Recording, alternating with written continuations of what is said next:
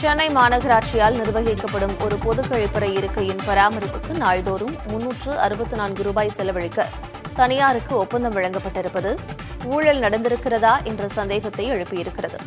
ராயபுரம் மண்டலத்தில் 2022 ஜனவரி முதல் 2023 ஏப்ரல் வரையிலான காலகட்டத்தில் 1431 கழிப்பறை இருக்கைகளை பராமரிக்க மாநகராட்சி 16,62,000 ரூபாய் செலவிட்டுள்ளது.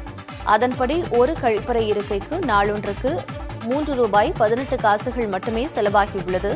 மாநகராட்சி ஊழியர்களால் மேற்கொள்ளப்பட்ட பராமரிப்பு பணிகள் திருப்தியாக இல்லை என்று கூறி கழிப்பறை பராமரிப்பை தனியாருக்கு ஒப்படைக்க நடவடிக்கை எடுக்கப்பட்டது. அதன்படி 2023 ஆகஸ்டில் 2519 கழிப்பறை இருக்கைகளின் பராமரிப்பு பணி தனியாருக்கு வழங்கப்பட்டது. ஆனால் ஒரு கழிப்பறை இருக்கையின் பராமரிப்புக்கு தனியாருக்கு நாளொன்றுக்கு 78 ரூபாய் மாநகராட்சி வழங்கியிருக்கிறது. தற்போது பராமரிப்பு தொகை ஒரு இருக்கைக்கு 364 ரூபாய் செலவிட ஒப்பந்தம் விடப்பட்டிருக்கும் தகவல் அதிர்ச்சியை ஏற்படுத்தியிருக்கிறது.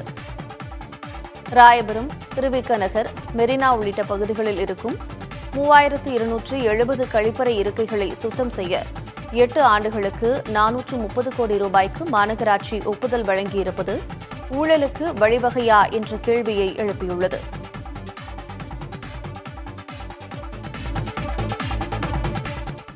சென்னை மாநகராட்சி கழிப்பறைகளை பராமரிக்கும் தொகை 115 மடங்கு உயர்த்தப்பட்டிருப்பதில் முறைகேடு நடந்திருப்பதாக குற்றச்சாட்டு எழுந்துள்ள நிலையில் அதனை துணை மேயர் மகேஷ்குமார் திட்டவட்டமாக மறுத்துள்ளார்.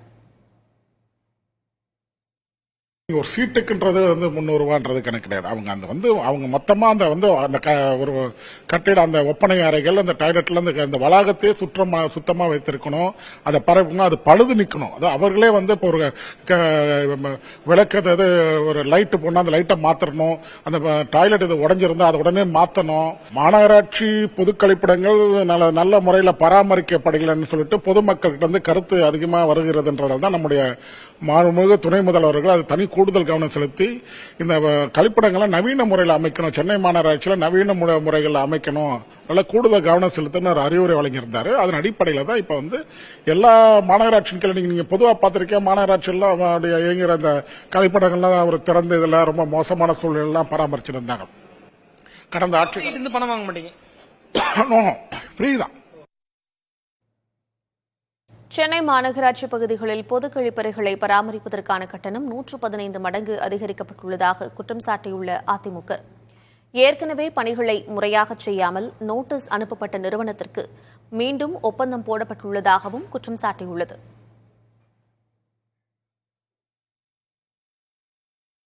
சென்னை மாநகராட்சி மூலியமாக ஷோ காஸ்ட் நோட்டீஸ் 4 முறைக்கு மேல வழங்கப்பட்டிருக்குது.